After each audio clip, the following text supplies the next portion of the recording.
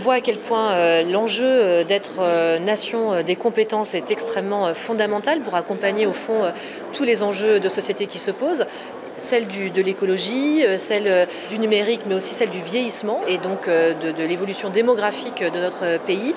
mais aussi celle de répondre à des enjeux de tension sur certains métiers et de manque d'attractivité de certains métiers. Et donc au fond, ce que j'ai voulu présenter aujourd'hui lors de l'ouverture de l'université d'hiver de la formation professionnelle, c'était de présenter cette ambition que nous avons autour de cette société des compétences qui doit pouvoir démarrer dès le plus jeune âge quelque part, dès le collège autour de la découverte des métiers, permettant aux jeunes de mieux connaître les possibles en termes d'orientation, et puis ensuite de faire du lycée professionnel, donc cette voie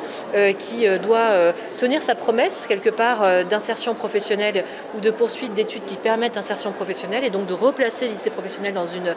vraie reconnaissance sociétale et dans une vraie aussi actualité par rapport à ces enjeux-là. Je veux que le lycée professionnel forme à ces défis, face aussi des lycéens professionnels de vrais stratèges des défis de demain, et puis de tous les enjeux de formation professionnelle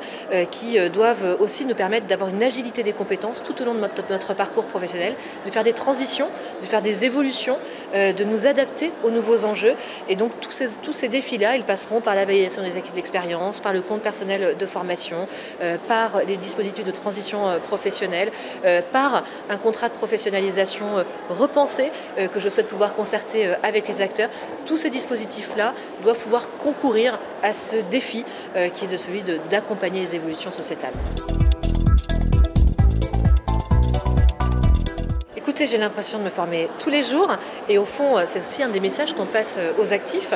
On apprend tous les jours, on acquiert des compétences nouvelles dans notre activité professionnelle. Elle se fait reconnaître par le biais de la validation des acquis d'expérience. Donc mobilisez la validation des acquis d'expérience, faites reconnaître les compétences que vous avez. Nous aurons prochainement également un passeport compétences qui viendra aussi faire valoir les compétences que vous avez, les enregistrer, les valoriser et accompagner des transitions professionnelles qui mobilisent bien sûr de la formation éventuellement, mais qui passeront aussi peut-être par des blocs de compétences que vous aurez déjà fait valoir par les expériences que vous aurez développées.